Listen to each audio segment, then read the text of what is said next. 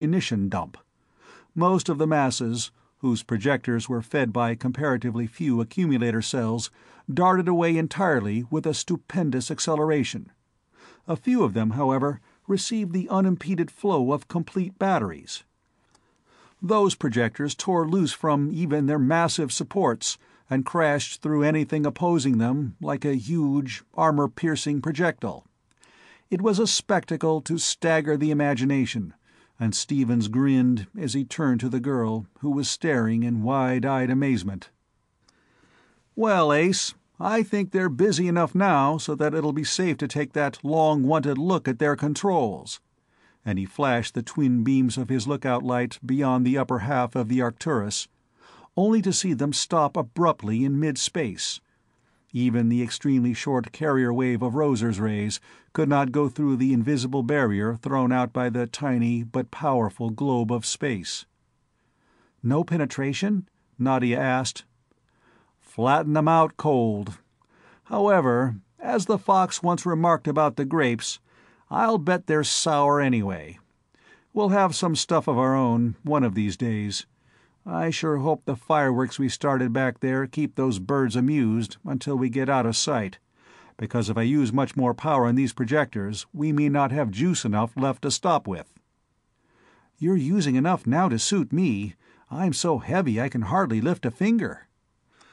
"You'd better lift 'em. You must watch what's going on back there while I navigate around this moon." "All X, Chief. They've got their hands full, apparently. Those rays are shooting around all over the sky. It looks as though they were trying to capture 4 or 5 things at once with each one." "Good. Tell me when the moon cuts them off." At the awful acceleration they were using, which constantly increased the terrific velocity with which they had been traveling when they made good their escape, it was not long until they had placed the satellite between them and the enemy. Then Stevens cut down and reversed his power. Such was their speed, however, that a long detour was necessary in order to reduce it to a safe landing rate. As soon as this could be done, Stevens headed for the morning zone and dropped the Hope rapidly toward the surface of that new, strange world. Details could not be distinguished at first because of an all-enshrouding layer of cloud, but the rising sun dispelled the mist, and when they had descended to within a few thousand feet of the surface, their vision was unobstructed. Immediately below them, the terrain was mountainous and heavily wooded, while far to the east the rays of a small, pale sun glinted upon a vast body of water.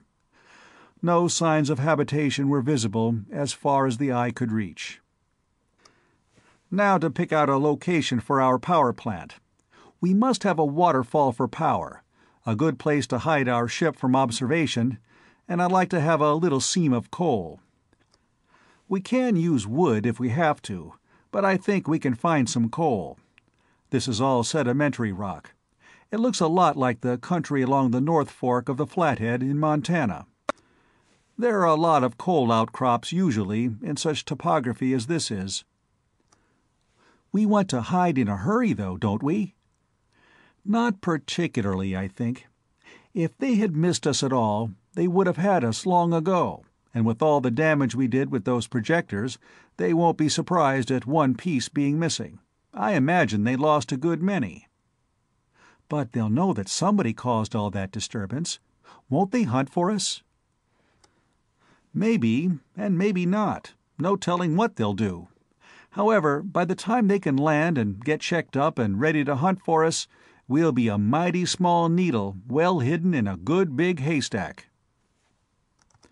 For several hours they roamed over the mountainous region at high velocity, seeking the best possible location, and finally they found one that was almost ideal, a narrow canyon overhung with heavy trees, opening into a wide, deep gorge upon a level with its floor.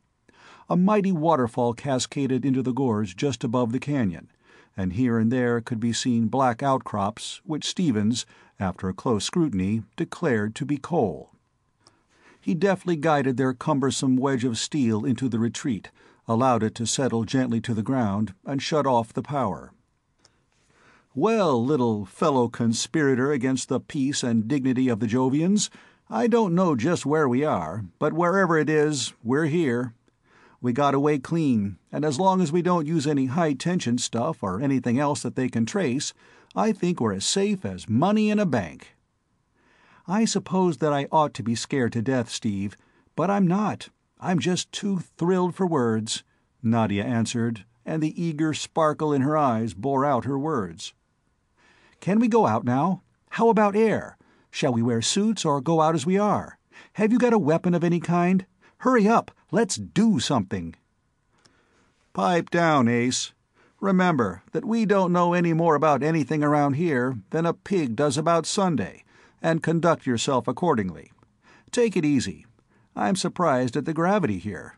This is certainly Ganymede, and it has a diameter of only about 5,700 kilometers.